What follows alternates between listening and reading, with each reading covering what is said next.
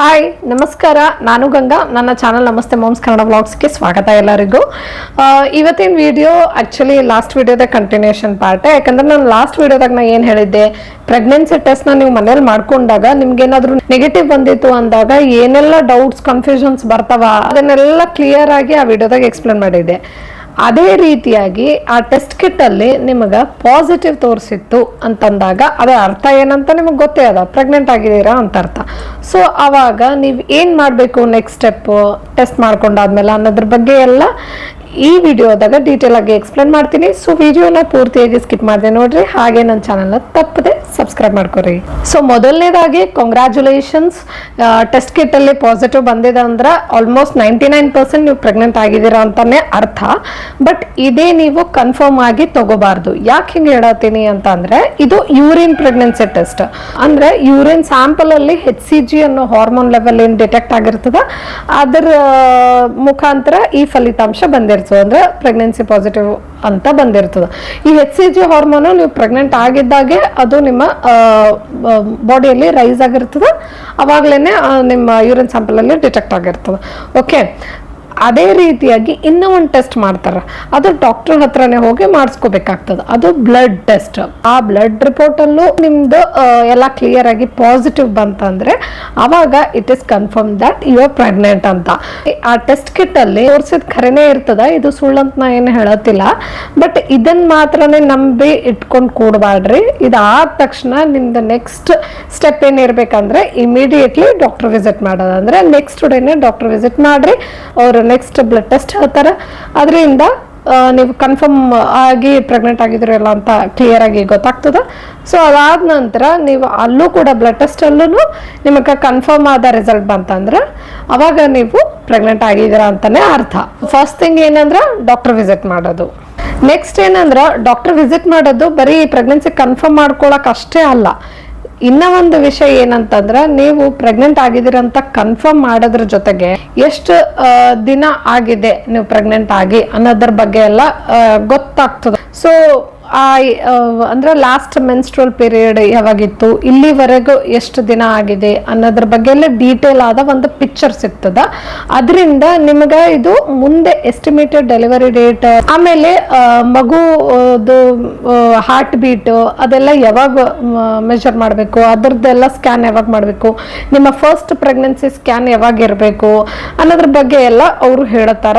So that ನೀವು ನಿಮ್ಮ early pregnancy scan miss ಮಾಡ್ಕೊಂಗಿಲ್ಲ. ಬೇಗ ಹೋದ್ರಂದ್ರೆ ಡಾಕ್ಟರ್ ಹತ್ರ ಅರ್ಲಿ ಪ್ರೆಗ್ನೆನ್ಸಿ ಸ್ಕ್ಯಾನ್ ಬಹಳ ಇಂಪಾರ್ಟೆಂಟ್ ಆಗಿರ್ತದೆ. ಇದ್ರ ಬಗ್ಗೆ ಒಂದು ಸೆಪರೇಟ್ ವಿಡಿಯೋನೇ ಮಾಡಿ ಹೇಳಿದೀನಿ. ಅದ್ರಾಗ ಈ ಅರ್ಲಿ ಪ್ರೆಗ್ನೆನ್ಸಿ ಸ್ಕ್ಯಾನ್ ಯಾಕೆ ಇಂಪಾರ್ಟೆಂಟ್, ಇದ್ರ ಬೆನಿಫಿಟ್ಸ್ ಏನು, ಇದು ಮಿಸ್ ಮಾಡ್ಕೊಂಡ್ರೆ ನಿಮ್ಗೆ ಏನೆಲ್ಲ ಮಿಸ್ ಆಗ್ತದ ಅಂತಂದು ಡೀಟೇಲ್ ಆಗ್ಬೇಕಂದ್ರೆ ಆ ವಿಡಿಯೋ ಚೆಕ್ ಮಾಡ್ರಿ. ಈ ವಿಡಿಯೋದಾಗ ನಾನ್ ಮೇಲೆ ಹೇಳ್ತೀನಿ ಏನಂದ್ರೆ, ಅರ್ಲಿ ಪ್ರೆಗ್ನೆನ್ಸಿ ಸ್ಕ್ಯಾನ್ನಾಗ ಫಸ್ಟ್ ಆಫ್ ಆಲ್ ಎಷ್ಟು ದಿನ ಆಯ್ತು, ಜೆಸ್ಟೇಷನಲ್ ಏಜ್ ಏನಿದೆ ಅಂತ ಗೊತ್ತಾಗ್ತದ. ಆಮೇಲೆ ಮಗುವಿನ ಹಾರ್ಟ್ ಬೀಟ್ ಗೊತ್ತಾಗ್ತದ. ಆಮೇಲೆ ಜೆಸ್ಟೇಷನಲ್ ಸ್ಯಾಕ್ ಎಷ್ಟಿದೆಯವ ಅಂತ ಗೊತ್ತಾಗ್ತದ. ಲೈಕ್ ಈಗ ನೀವು ಟ್ವಿನ್ಸ್ ಕ್ಯಾರಿ ಮಾಡೋತಿರೋ, ಸಿಂಗಲ್ ಬೇಬಿ ಕ್ಯಾರಿ ಮಾಡೋತಿರೋ ಅನ್ನೋದನ್ನು ಗೊತ್ತಾಗ್ತದೆ. ಇದು ಬಹಳ ಬೇಗ ಗೊತ್ತು ಮಾಡ್ಕೊಳ್ಳೋದು ಬಹಳ ಇಂಪಾರ್ಟೆಂಟ್ ಆಗ್ತದೆ. ಬಿಕಾಸ್ ನೀವು ಟ್ವಿನ್ಸ್ ಕ್ಯಾರಿ ಮಾಡತ್ತಿದ್ರ ಅಂದ್ರೆ ನಿಮಗೆ ಅವಾಗಿಂದ ಏನು ಕೇರ್ ಅವಶ್ಯಕ ಇರ್ತದ ಅದು ಚೇಂಜ್ ಇರ್ತದ. ಸಿಂಗಲ್ ಇದ್ರೆ ಅದು ಕೇರೇ ಬೇರೆ ಇರ್ತದ. ಸೊ ಅದು ಬಹಳ ಬೇಗ ಗೊತ್ತಾಗೋದು ಬಹಳ ಇಂಪಾರ್ಟೆಂಟ್ ಆಗ್ತದೆ. ಸೊ ದಟ್ ಮೆಡಿಕೇಶನ್ಸ್ ಮೇಲೆಲ್ಲ ಚೇಂಜಸ್ ಮಾಡಬಹುದು. ಆಮೇಲೆ ಮೆಡಿಕೇಶನ್ ಅಂದಾಗ ನೆನಪಾಯ್ತು, ಇನ್ನೊಂದು ಥರ್ಡ್ ರೀಸನ್ ನೀವು ಡಾಕ್ಟರ್ ಹತ್ರ ಯಾಕೆ ಜಲ್ದಿ ಹೋಗ್ಬೇಕು ಅಂದ್ರೆ, ಸ್ಕ್ಯಾನ್ ಆಯ್ತು ಪ್ಲಸ್ ಪ್ರೆಗ್ನೆನ್ಸಿ ಕನ್ಫರ್ಮ್ ಆಯ್ತು. ಅದಾದ ನಂತರ ಮೆಡಿಸಿನ್ಸ್, ಏನೇನು ಮೆಡಿಸಿನ್ಸ್ ಅವಶ್ಯಕತೆ ಇರ್ತದೆ ನಿಮಗ ಅದು ಈಗ್ಲಿಂದಾನೆ ಡಾಕ್ಟರ್ ಕೊಡಕ್ ಸ್ಟಾರ್ಟ್ ಮಾಡ್ತಾರ. ಸೊ ಅದನ್ನೆಲ್ಲ ಕರೆಕ್ಟ್ ಆಗಿ ನೀವು ಜಲ್ದಿ ತಗೊಳಕ್ ಸ್ಟಾರ್ಟ್ ಮಾಡಿದ್ರೆ ಮಗುವಿನ ಡೆವಲಪ್ಮೆಂಟ್ ಗ್ರೋತ್ ಕೂಡ ಚೆನ್ನಾಗಾಗ್ತದ. ಮೆಡಿಸಿನ್ಸ್ ಅಂದಾಗ ಇನ್ನೊಂದು ಪಾಯಿಂಟ್ ಹೇಳ್ಬೇಕು ನಾನು, ಏನಂದ್ರೆ ಈಗ ಫಸ್ಟ್ ಟ್ರೈಮಿಸ್ಟರ್ ಆಫ್ ಪ್ರೆಗ್ನೆನ್ಸಿನಾಗ ಮಿಸ್ಕ್ಯಾರೇಜ್ ಆಗೋ ರಿಸ್ಕ್ ಜಾಸ್ತಿ ಇರ್ತದ. ಸೊ ಈ ರಿಸ್ಕ್ ಯಾರಿಗಿರ್ತದ ಅಂತ ನಮಗಂತೂ ಗೊತ್ತಾಗಲ್ಲ, ಡಾಕ್ಟ್ರಿಗೆ ಗೊತ್ತಾಗ್ತದ. ಅದು ಆವಾಗ್ಲೇನು ಗೊತ್ತಾಗ್ತದ ಅವರಿಗೆ. ಸೊ ಲೋ ರಿಸ್ಕ್ ಪ್ರೆಗ್ನೆನ್ಸಿನ ಹೈ ರಿಸ್ಕ್ ಪ್ರೆಗ್ನೆನ್ಸಿನ ಅನ್ನೋದು ಕರೆಕ್ಟಾಗಿ ಗೊತ್ತಾಗಿರ್ತದಲ್ಲ. ಸೊ ನಿಮ್ಮ ಪ್ರೆಗ್ನೆನ್ಸಿ ಉಳಿಸ್ಕೊಳಕ ಅವರು ಅದಕ್ಕೆ ಏನೆಲ್ಲ ಪ್ರೊಟೆಕ್ಷನ್ ಮಾಡಬಹುದು ಅದನ್ನು ಕೂಡ ಮುಂಚೆಯಿಂದಾನೆ ಸ್ಟೆಪ್ಸ್ ತಗೊಳಕ ಅವ್ರಿಗೂ ಚಾನ್ಸ್ ಇರ್ತದ.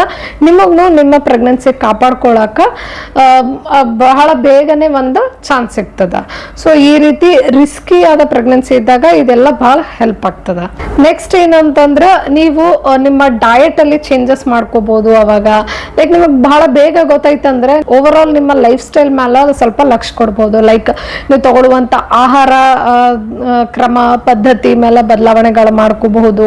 ಅದನ್ನು ಮಾಡ್ಕೊಳಕ್ಕೆ ಜಲ್ದಿನೇ ಟೈಮ್ ಸಿಗ್ತದಲ್ಲ ನಿಮಗೆ. ಆಮೇಲೆ ಯೋಗ ಎಕ್ಸಸೈಸಸ್ ಇದನ್ನೆಲ್ಲ ಯಾವ್ದು ಮಾಡಬೇಕು, ಯಾವಾಗ ನಾನು ರೆಸ್ಟ್ ಮಾಡಬೇಕು, ಸೊ ಇದು ಒಂದು ಡಿಸಿಪ್ಲಿನ್ ಆಗಿ ಫಾಲೋ ಮಾಡಕ್ಕ ಒಂದು ರೂಟೀನ್ ಸೆಟ್ ಮಾಡಕ ನಿಮಗೆ ಸ್ಟಾರ್ಟಿಂಗ್ ಅಲ್ಲೇನೆ ಆ ತರ ಒಂದು ಮನಸ್ಥಿತಿ ಇರ್ತದ. ಸ್ವಲ್ಪ ದಿನ ಹೋದ ನಂತರ ನಮಗದು ಮತ್ತೆ ನಾವು ಚಂದ ಹಿಂಗೆಲ್ಲ ಸೆಟ್ ಮಾಡ್ಕೋಬೇಕನ್ನೋದು ಬರಂಗೇ ಇಲ್ಲ. ಫಸ್ಟಿಗೆ ಆ ಮನಸ್ಥಿತಿ ಇರ್ತದೆ. ಯಾಕಂದ್ರೆ ಫಸ್ಟಿಗೆ ನಾವು ಖುಷಿಯಾಗಿದ್ದಿರ್ತೀವಿ, ಪ್ರೆಗ್ನೆನ್ಸಿ ಪಾಸಿಟಿವ್ ಬಂದಿರ್ತದ. ಸೊ ನಾ ಏನೆಲ್ಲ ಬದಲಾವಣೆಗಳು ಮಾಡ್ಕೋಬೇಕು, ನಾ ಯಾವ ರೀತಿ ಇರಬೇಕು ಅನ್ನೋ ಒಂದು ಹುಮ್ಮಸ್ ಇದ್ದಿರ್ತದೆ. ಸೊ ಆ ಟೈಮ್ನಲ್ಲೇ ಒಂದು ರೂಟೀನ್ ಸೆಟ್ ಮಾಡಿಕೊಂಡು ಅದನ್ನ ಕರೆಕ್ಟ್ ಆಗಿ ಫಾಲೋ ಮಾಡ್ತಾ ಹೋದಾಗ ನಮ್ಮ ಪ್ರೆಗ್ನೆನ್ಸಿ ಕೂಡ ಸೇಫ್ ಆಗಿ ಮುಂದುವರಿತಾ ಹೋಗ್ತದ. ಸೊ ನೀವೇನು ವರಿ ಮಾಡ್ಕೋಬೇಡ್ರಿ. ನನ್ನ ಚಾನಲ್ನಾಗ ಇವಕ್ಕೆಲ್ಲ ವಿಡಿಯೋ ಸಿಗ್ತಾವ ನಿಮಗೆ. ಲೈಕ್ ಫಸ್ಟ್ ಟ್ರೈಮಿಸ್ಟರ್ನಾಗ ನಿಮ್ದು ರೂಟೀನ್ ಯಾವ ರೀತಿ ಇರಬೇಕು, ನಿಮ್ ಪ್ಲಾನಿಂಗ್ ಹೆಂಗ್ ಇರಬೇಕು, ಈ ಫಸ್ಟ್ ಟ್ರೈಮಿಸ್ಟರ್ನಾಗ ಏನೆಲ್ಲ ಸಿಂಪ್ಟಮ್ಸ್ ಅನುಭವಿಸ್ತಿರಲ್ಲ ಅವೆಲ್ಲ ಯಾವ ರೀತಿ ಮ್ಯಾನೇಜ್ ಮಾಡಬೇಕು ಅನ್ನೋದ್ರ ಬಗ್ಗೆ ಎಲ್ಲ ಡೀಟೇಲ್ ಆಗಿ ಹೇಳಿದ್ದೀನಿ. ಅದೇ ರೀತಿ ಸೆಕೆಂಡ್ ಟ್ರೈಮಿಸ್ಟರ್ನಾಗೂ ಹೆಂಗ್ ಇರಬೇಕು, ಥರ್ಡ್ ಟ್ರೈಮಿಸ್ಟರ್ನಾಗೂ ಹೆಂಗಿರ್ಬೇಕು ಅಂತೆಲ್ಲದಕ್ಕೂ ವಿಡಿಯೋಸ್ ಮಾಡೀನಿ ಸಪ್ರೇಟ್. ಅದ್ರದ್ದೆಲ್ಲ ಲಿಂಕ್ಸ್ ಕೊಟ್ಟಿರ್ತೀನಿ ಡಿಸ್ಕ್ರಿಪ್ಷನ್ ಬಾಕ್ಸ್ನಾಗ. ನಾವು ಕೊಟ್ಟಿಲ್ಲ ಅಂದ್ರೂ ನನ್ನ ಚಾನಲ್ನಾಗ ಪ್ರೆಗ್ನೆನ್ಸಿ ಅನ್ನೋ ಒಂದು ಫೋಲ್ಡರ್ ಒಳಗೆ ಪ್ಲೇ ಲಿಸ್ಟ್ನಾಗ ಹೋಗ್ರಿ. ಪ್ರೆಗ್ನೆನ್ಸಿ ಮತ್ತು ಟ್ವಿನ್ ಪ್ರೆಗ್ನೆನ್ಸಿ ಸೀರೀಸ್ ಅಂತ ಸಪ್ರೇಟ್ ಫೋಲ್ಡರ್ ಮಾಡೀನಿ. ಆ ಫೋಲ್ಡರ್ನಾಗ ಹೋದ್ರೆ ಪ್ರೆಗ್ನೆನ್ಸಿ ರಿಲೇಟೆಡ್ ಆಲ್ಮೋಸ್ಟ್ ಎಲ್ಲ ಟಾಪಿಕ್ಸ್ ನಿಮಗೆ ಸಿಗ್ತಾವ. ಆಮೇಲೆ ಏನಂದ್ರೆ ಇವೆಲ್ಲನೂ ಫಸ್ಟ್ ಪ್ಲಾನ್ ಮಾಡೋದು ಯಾಕೆ ಇಂಪಾರ್ಟೆಂಟ್ ಅಂದ್ರೆ ಆ ಸಿಂಪ್ಟಮ್ಸ್ನ ಟ್ಯಾಕಲ್ ಮಾಡೋಕೆ ಆ ಟ್ರೈಮಿಸ್ಟರ್ ತಕ್ಕಂತ ನಾವು ನ್ಯೂಟ್ರಿಷನ್ ಎಲ್ಲ ತಗೊಂಡಾಗ ಅದನ್ನೆಲ್ಲ ಕರೆಕ್ಟ್ ಆಗಿ ಪ್ಲಾನ್ ಮಾಡಿ ಮ್ಯಾನೇಜ್ ಮಾಡಿದಾಗ ಅವಾಗೆಲ್ಲ ಏನೇನು ಸಿಂಪ್ಟಮ್ಸ್ ಅನುಭವಿಸ್ತೀವಲ್ಲ ಅವೆಲ್ಲನೂ ನಿಭಾಯಿಸಕ್ಕೆ ನಮಗೊಂದು ಫಿಸಿಕಲಿ ಶಕ್ತಿ ಇರ್ತದ, ಅದ್ರ ಜೊತೆಗೆ ಮಾನಸಿಕವಾದ ಒಂದು ಶಕ್ತಿ ಸ್ಥೈರ್ಯನೂ ಇರ್ತದ. ಸೊ ಇದು ಎಲ್ಲಾನು ನಮ್ಮ ಈ ಪ್ರೆಗ್ನೆನ್ಸಿ ಜರ್ನಿನ ಸ್ಮೂತ್ ಆಗಿ ಸೇಫ್ ಆಗಿ ತಗೊಂಡು ಹೋಗಕ್ಕೆ ಹೆಲ್ಪ್ ಆಗ್ತದ. ಆಮೇಲೆ ಡೆಲಿವರಿ ಆದ್ಮೇಲೆ ಮಗುವಿನ ಆರೋಗ್ಯ ಚೆನ್ನಾಗಿರಕ್ಕೂ ಇವೆಲ್ಲನೂ ಹೆಲ್ಪ್ ಮಾಡ್ತಾವಂತ ಹೇಳ್ತಾ ಇಲ್ಲಿಗೆ ಈ ವಿಡಿಯೋನ ಮುಗಿಸ್ತಾ ಇದ್ದೀನಿ. ನಿಮ್ಗೇನಾದ್ರೂ ಈ ವಿಡಿಯೋ ಇಷ್ಟ ಆಗಿದ್ರೆ, ಯೂಸ್ಫುಲ್ ಅನ್ಸಿದ್ರೆ, ಹೆಲ್ಪ್ಫುಲ್ ಅನ್ಸಿದ್ರೆ ಲೈಕ್ ಮಾಡ್ರಿ ಮತ್ತೆ ಕಮೆಂಟ್ ಮಾಡ್ರಿ ಹೆಂಗ ಅನ್ನಿಸ್ತು ಅಂತ. ಮತ್ತೆ ಮುಂದಿನ ವಿಡಿಯೋದಲ್ಲಿ ಭೇಟಿ ಹೋಗೋಣ. ಅಲ್ಲಿವರೆಗೂ ಬಾಯ್, ಟೇಕ್ ಕೇರ್.